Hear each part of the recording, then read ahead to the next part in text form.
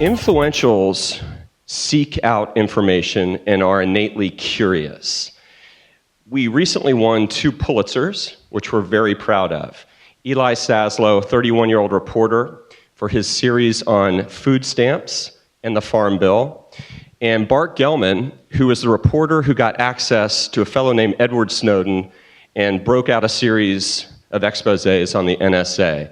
This is the type of content that attracts an influential, not just in Washington, D.C., not just in the US, but across the globe. We have found that the influential audience is not just curious about the stories that our newsroom tells, but more and more they're curious about the stories that a brand can share with them. We have built out a platform called Brand Connect that publishes content with partners utilizing the gifts that the internet brings us. So our brand studio at the Washington Post, which works with our advertising partners to tell stories, utilizes infographics, video, and words to capture and engage the attention of the influential audience that comes to us. We've seen the numbers. I've seen them for different industries. Consumers are not noticing our advertising. So let alone all the work we do on the attributes of the brand and what the sell story is, they are not noticing our advertising. This is a little bit scary. I really think now that content is the way to soften them up. So if you've seen a piece of content, and I love the Pepsi Max, Jeff Gordon stuff and the stuff Pepsi Max has been doing, now a consumer might be more open when they see a Pepsi Max commercial on television or an out-of-home board. They might be more open to actually noticing it and taking away what the brand is trying to sell. Now we have more of a content council where we meet regularly, such as you said, with SEO, with all of our agencies. We have now hired an editor for all of our content.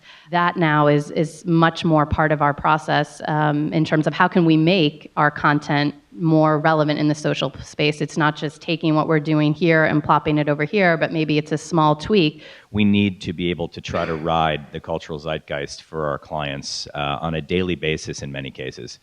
And so we built out a room. It's outfitted with 8 screens, which give us insights off of those screens that we can see everything from what's going on contextually for an audience, what's going on in paid media for that audience, and then in both owned and earned channels as well.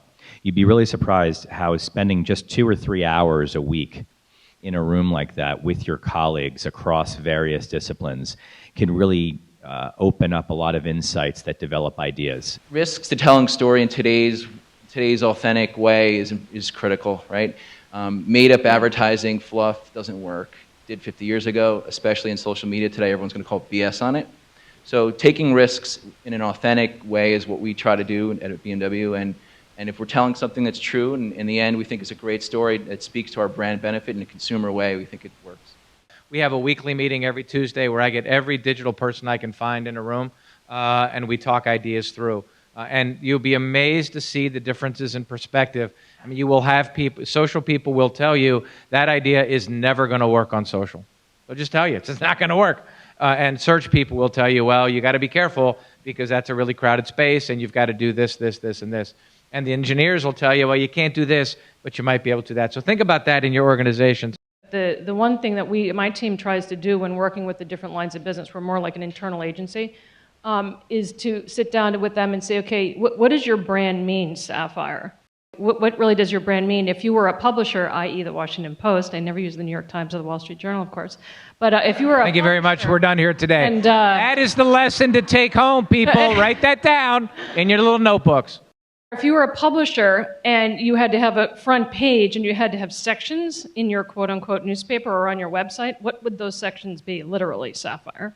So trying to get the brand to think like, okay, Sapphire, we're about dining and travel. Like, what are the kinds of articles you would write as a dining and travel publication?